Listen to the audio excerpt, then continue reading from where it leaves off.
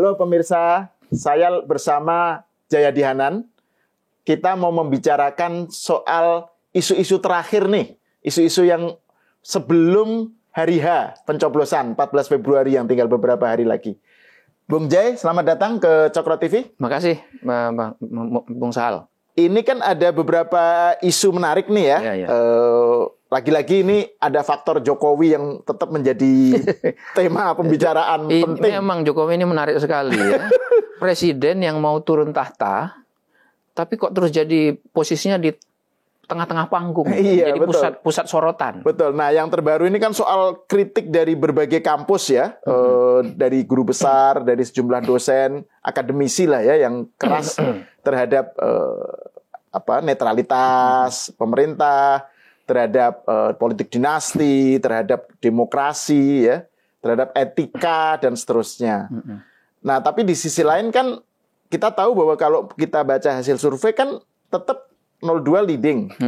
Bahkan ada yang sekarang mulai yakin tentang satu putaran ya dan seterusnya lah gitu. Terus di sisi lain juga ada juga perkembangan debat, kemudian kampanye dan seterusnya ini. Gimana Bung Jay melihat perkembangan terakhir ini ya? Saya nggak tahu gimana ininya ya, karena ini kanvasnya besar ini.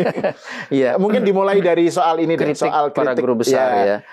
Dan terutama dari perspektif elektabilitas. Karena kan ada yang berharap misalnya 98 terjadi kan. Jadi ada gejolak, kemudian Jokowi terdelegitimasi, terus terjadi sesuatu yang beda gitu. Ya. Pertama saya melihat gerakan kampus. Kalau mau disebut social movement, ya, gerakan sosial dari kampus, terutama dari para akademisi dan guru besar. Kalau dengan skala yang ada sekarang, itu saya melihatnya masih dalam skala pengawasan. Oke. Jadi ini cara masyarakat mengawasi proses demokrasi jalankan, atau cara masyarakat mengawasi mengingatkan pemerintah. Dalam hal ini presiden, terutama Presiden Jokowi. Dan mengapa sampai guru besar dan para akademisi perlu turun tangan ya? Nah, saya kira cukup jelas alasannya, karena mereka melihat ada aspek-aspek terutama etis, aspek-aspek etik moral dalam kehidupan atau penyelenggaraan negara kita yang dirasa menyimpang. Dan dikhawatirkan kalau tidak diberi peringatan yang cukup keras dari para akademisi insan kampus ini, penyimpangan itu bisa berlanjut makin jauh gitu. Dan saya kira bukan tanpa alasan kalau untuk mengatakan ada penyimpangan itu kan, karena sudah menjadi keputusan MK kan bahwa terjadi problem etik atau pelanggaran etik yang berat gitu dalam salah satu keputusan MK ketika MK memutus perkara soal persyaratan calon presiden dan calon wakil presiden. Dan itu diduga langsung atau tidak langsung terkait dengan presiden. Satu, karena ada anak presiden yang berkepentingan dengan keputusan itu sehingga dia bisa maju menjadi calon wakil presiden. Yang kedua, yang memutusnya juga adalah orang yang punya hubungan keluarga dengan presiden. Jadi itu kemudian dianggap bisa menjadi presiden untuk penyimpangan-penyimpangan etik berikutnya. Nah, yang paling ditakutkan adalah karena presiden berpihak kepada salah satu calon, meskipun itu boleh, secara hukum, secara politik boleh, tidak ada masalah, ditambah lagi ada anak presiden yang menjadi cawapres dari salah satu calon, maka mengingat presiden yang tidak mempersoalkan ada pelanggaran etik, maka banyak yang khawatir jangan-jangan presiden juga akan membiarkan, bahkan mungkin mendorong adanya ketidaknetralan atau pemihakan dari negara, aparat negara. Baik aparat negara yang bersifat politik, jabatan politik, maupun aparat negara terutama yang harusnya netral seperti TNI, Polri, ASN, dan seterusnya. Jadi dengan alasan-alasan seperti itu saya melihat kritik dari kampus legitimate. Bahkan menurut saya sesuatu yang harus disuarakan. Betul bahwa keputusan MK itu sudah menjadi keputusan hukum. secara hukum positif dia berlaku dan mengikat kita semua. Tidak ada pelanggaran hukum yang dilakukan oleh presiden dalam konteks itu tidak ada pelanggaran hukum yang dilakukan oleh 02 atau Gibran, tidak ada. Tetapi bahwa masuknya itu mengalami cacat moral, cacat etik, itu kan satu kenyataan, kenyataan hukum, fakta hukum, bahkan dikuatkan oleh keputusan MK, Mahkamah Kehormatan Mahkamah Konstitusi. Nah, ini kalau dibiarkan saja, apalagi diikuti dengan ketidaknetralan tadi, dia bisa jadi presiden yang buruk untuk kehidupan demokrasi kita ke depan, terutama pasca pemilu. Apalagi kalau misalnya 02 itu diperkirakan menang. Nah, dalam konteks itu saya melihat memang ya para guru besar, para akademisi, bahkan para aktivis pemilu dan sebagainya memang harus menyuarakan itu. Kalangan civil society supaya pemilu kita cukuplah ada problem etik di proses pencalonannya, tapi di dalam proses pelaksanaannya mulai dari pemungutan suara, kampanye pemungutan suara sampai penghitungan dan perselisihan hasil pemilu itu tidak lagi diwarnai oleh adanya cacat moral atau cacat etik gitu. Nah, saya kira posisi kritik kampus dan sebagainya itu menurut saya berada dalam posisi itu sekarang ini. Nah, pertanyaan berikutnya tentu saja karena ini disuarakan ketika masa kampanye, kemudian apakah ini bisa berdampak secara elektoral? Ya tentu bisa berdampak secara elektoral, bahkan bisa jadi pemilunya nggak jadi. Kalau gerakan ini menjadi membesar sehingga menjadi satu gerakan massa yang akibatnya justru menimbulkan demonstrasi di mana-mana seperti yang Bung Sahal bilang itu peristiwa 98 gitu. Menjadi betul-betul social movement ya. Iya, betul. Atau dia berdampak secara elektoral, mendelegitimasi Jokowi lalu mendelegitimasi pasangan 02 sehingga terjadi antipati terhadap Jokowi dan terhadap Prabowo, Gibran, sehingga itu mendorong masyarakat untuk tetap ikut pemilu, tapi secara strategik mereka pindah ke 01 atau ke 02, pindah ke salah 4 jari itu. 01, 03 ya, atau salah 4 jari itu. Nah, itu berarti gerakan seperti ini harus dipandang sebagai satu gerakan social movement yang berada pada tahapan yang sudah matang. Kan dia bisa menimbulkan gelombang besar gerakan masyarakat. Nah, tampaknya itu belum. Kenapa? Karena belum itu artinya kecil kemungkinan itu akan terjadi gitu ya. Iya, mengingat waktu ya. Mengingat waktu dan juga tidak ada persyaratannya yang memadai. Persyaratan paling pokok dari munculnya gerakan sosial semacam itu yang menimbulkan antipati, yang menimbulkan delegitimasi secara luas kepada pemerintah atau presiden sehingga menimbulkan protes yang keras dari masyarakat secara keseluruhan atau secara umum, itu memerlukan apa yang disebut dengan grievances yang sangat luas. Grievances itu apa bahasanya ya? Kekecewaan sangat luas yang menimbulkan kemarahan terhadap pemerintah kekecewaan terhadap situasi sosial, ekonomi maupun terhadap pemerintah yang sangat meluas. Jadi ada social grievances yang demikian meluas. Nah, itu biasanya terjadi kalau ada krisis. Baik krisis ekonomi maupun krisis politik.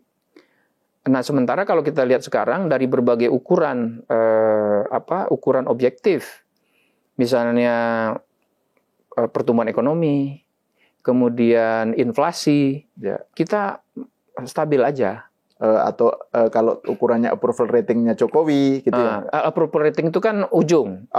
Dia ujung dari segi ininya tadi. Itu approval rating itu harus kita pandang sebagai hasil.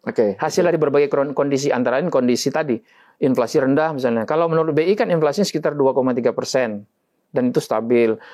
Kemudian tidak ada kelaparan di mana-mana. Tidak ada orang antri beli roti misalnya, atau orang miskin susah makan, susah cari makan karena karena pemerintah punya bansos ya. Lagi-lagi itu. Itu satu. Kemudian artinya grievances itu tidak terjadi. Kekecewaan yang meluas itu belum terlihat di mana-mana, belum meluas betul. Mungkin kekecewaannya meluas di kalangan akademisi, di kalangan guru besar, di kalangan kampus, Tapi kekecewaan akademisi kalangan kampus kan biasanya kekecewaan yang rasional. Tidak kekecewaan yang bisa bersifat emosional, psikologis. Kalau dia menyentuh masyarakat. Nah, demikian juga kondisi keamanan. Kondisi keamanan kita tidak stabil. Ya. Kondisi politik secara umum sebenarnya stabil. Apalagi jadi kondisi keamanan misalnya tidak ada penembakan Trisakti gitu ya, gitu. Atau ada serangan teroris besar-besaran yang menguntungkan salah satu calon. Kan tidak ada itu sampai sekarang ya. Jadi kekecewaan dan kekacauan yang meluas itu potensinya belum terlihat akibatnya. Nah, itu pun sebenarnya nggak cukup. Kalau ada kekecewaan yang meluas, yang panjang, itu harus ada triggernya, ada penarik pelatuknya. Ya. Nah, sebetulnya penarik pelatuknya itu bisa aja yang kemarin keputusan MK itu, ya, keputusan MK itu bisa menjadi trigger sebetulnya. Tapi karena kondisi yang saya sebut itu tidak ada, trigger lewat keputusan MK itu tidak menimbulkan kekecewaan yang sangat meluas, ya kan? Harusnya kan kalau dia bisa menimbulkan masalah secara elektoral, secara politik,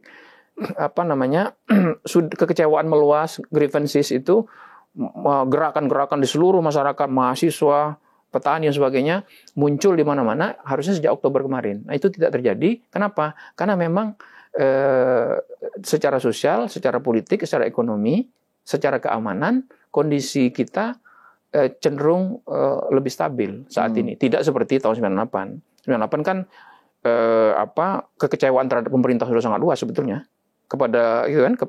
Dan itu diikuti oleh tandanya antara lain misalnya ada 17 menteri rame-rame mundur.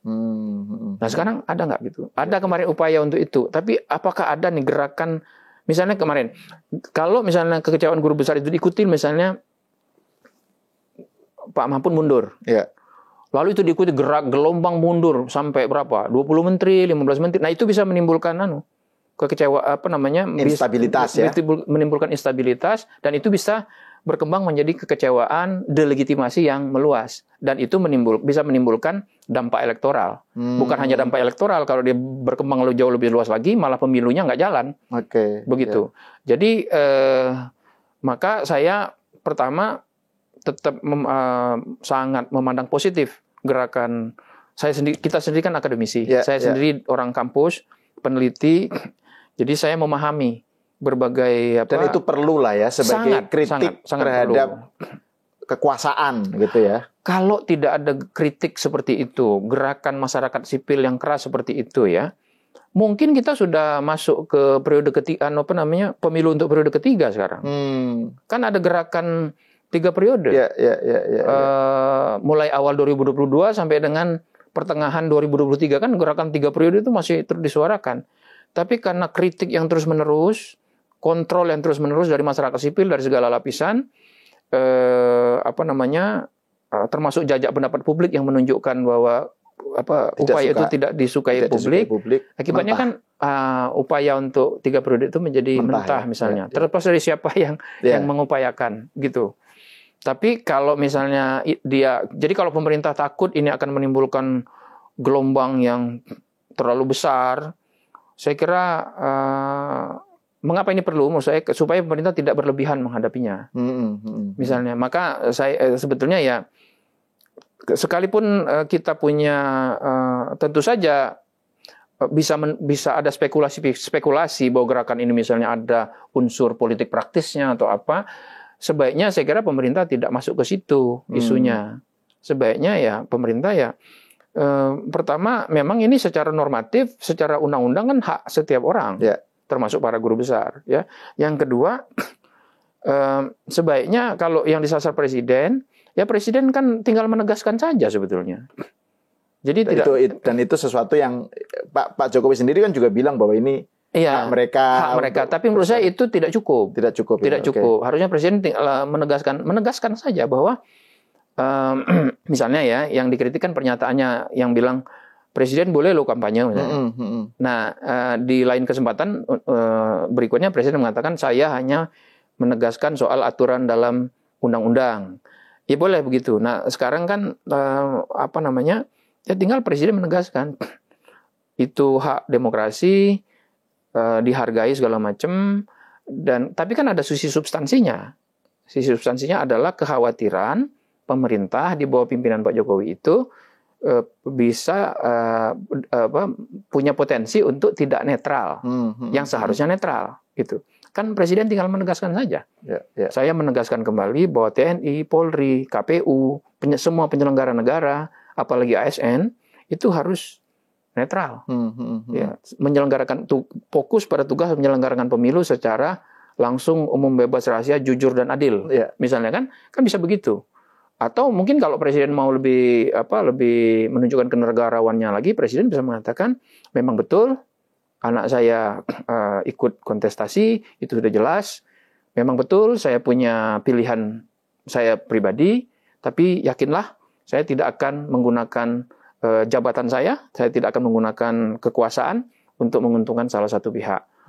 Yang bertarung tiga-tiganya adalah putra-putra terbaik bangsa, seperti yang sampaikan oleh Pak Prabowo tadi malam, gitu kan? Jadi Presiden bisa mengatakan seperti itu supaya supaya tidak ada interpretasi bahwa keberpihakan Presiden kepada salah satu calon itu tidak diinterpretasi sebagai perintah untuk oleh para aparat negara untuk memenangkan salah satu calon. Kan seringkali birokrasi di kita kan gitu, seringkali dikhawatirkan ya. Pimpinannya misalnya gubernur, bupati atau presiden bikin pernyataan atau seolah-olah dia condong ke calon tertentu. Tidak ada perintah bahwa bawahannya harus ikut, tapi bawahannya menginterpretasi sendiri. Karena kan birokrasi kita pertama masih campur baur antara politik sama administrasi. Kan birokrasi harusnya main di administrasi. Administrasi artinya harusnya netral kan. Yang kedua, birokrasi kita itu masih feodal kan. Masih banyak yang feodal, hierarkis gitu. Sehingga seringkali apa yang diucapkan di atas itu dianggap sebagai apa itu namanya? Sasmito. Sabdo. Sabdo. Apa tanda-tanda? Oh, sasmito. Sasmito. Tanda-tanda perintah tidak langsung. Nah, itu yang tidak boleh. Nah, dengan penegasan Presiden misalnya, itu satu, orang yang khawatir akan lebih punya keyakinan. Yang kedua, orang di bawahan menjadi lebih yakin. Oh ya, kita sebagai aparat negara aman untuk bersikap netral. Karena seringkali terjadi aparat negara di tingkat daerah, tingkat nasional, kalau dia dianggap tidak loyal kepada pimpinan politiknya, itu bisa menimbulkan masalah di karirnya. Itu saya kira secara umum saya memandangnya. Oke. Nah, kalau dilihat dari segi ini karena saya berbicara dengan direktur lembaga survei, jadi kita bicaranya soal elektabilitas, soal survei ya. Kan ada yang bilang bahwa para pengkritik ini guru besar kalangan terpelajar lah ya, itu kalau di dalam hasil survei itu kan memang dia jumlahnya relatif kecil dibanding majority. Ya, betul. Kan ada yang bilang, Denny J.A. misalnya bilang tentang silent majority, mayoritas yang bisu dan mereka justru mendukung Jokowi gitu. Nah, maksudnya seberapa jauh pandangan semacam ini itu menurut Anda gimana? Ya, kalau kita lihat dari hasil survei memang salah satu legitimasi presiden itu antara lain bisa diukur dari misalnya approval rating, tingkat kepuasan kepada kinerja presiden. Dan kita tahu bahwa sampai hari ini mayoritas masyarakat memang tingkat kepuasannya tinggi kepada presiden, antara 75 bahkan sampai 80% ya. Meskipun ada catatan, makin tinggi tingkat pendidikan, tingkat kepuasan kepada presiden makin rendah. Masyarakat yang berpendidikan tinggi tetap mayoritas tingkat kepuasannya tinggi kepada presiden, tapi lebih rendah dibandingkan dengan masyarakat secara keseluruhan. Nah, jadi kalau kita lihat dari sisi itu, maka sebetulnya presiden masih legitimate.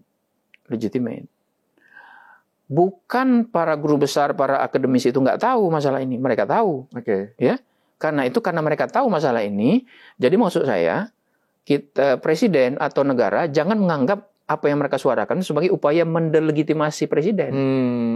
Bukan upaya untuk mendelegitimasi pemerintah, bukan. Para guru besar ini orang yang mengerti, pintar. Mereka guru-guru bangsa. Mereka tahu. Maka menurut saya, kalaupun katakan ada yang memang partisan di antara mereka, tapi bukan itu poin yang harus diambil. Bahwa mereka memang kan peran guru besar, peran akademisi, peran intelektual itu antara lain adalah menjadi suluh penerang bagi kekuasaan kan. Mengingatkan kekuasaan. Kalau kekuasaannya mulai masuk lorong gelap, mereka kasih suluh. Ini loh, Anda mulai salah jalan nih. Kira-kira gitu. Kalau saya lebih ke sana memandangnya. Saya masih memandang mereka lebih sebagai melakukan politik moral. Dan itu sesuatu yang justru juga penting bagi demokrasi, gitu ya. Jadi justru dengan adanya gerakan-gerakan seperti itu, pemerintah bisa mengatakan justru dengan adanya gerakan-gerakan seperti itu dan mereka boleh melakukannya, demokrasi kita masih hidup. Ya kan? Bayangkan kalau para guru besar itu sudah nggak berani lagi. Ya. Para akademisi nggak berani lagi. Berarti demokrasi kita fakta bahwa mereka bersuara keras dan menunjukkan bahwa demokrasi kita masih ada, masih hidup gitu. Dan tidak ada demokrasi yang ideal, tidak ada yang bahwa jadi saya memandangnya, saya tidak mengkontradiksikan antara yang disebut silent majority dengan para guru besar ini, karena sekali lagi kalau mengkontradiksikan tuh cara pandangnya melulu elektoral ya, politik elektoral. Padahal ada sesuatu yang melebihi itu. Betul, gitu ya. Betul. Jadi kita harus kita harus selamat dalam berdemokrasi ini. Oke. Nah, supaya selamat dalam berdemokrasi, maka kita tidak boleh yang penting menang. Tidak boleh kan. Kompetisi untuk sirkulasi kepemimpinan nasional dalam demokrasi bukanlah perang hidup mati. Dia bukanlah perang to be or not to be, either with us or against us. Bukan. Ini kompetisi kita bersama. Karena itu etika, moralitas, tugas-tugas pokok dan fungsi masing-masing itu harus dijaga termasuk terutama oleh presiden bersama aparat negara. Oke.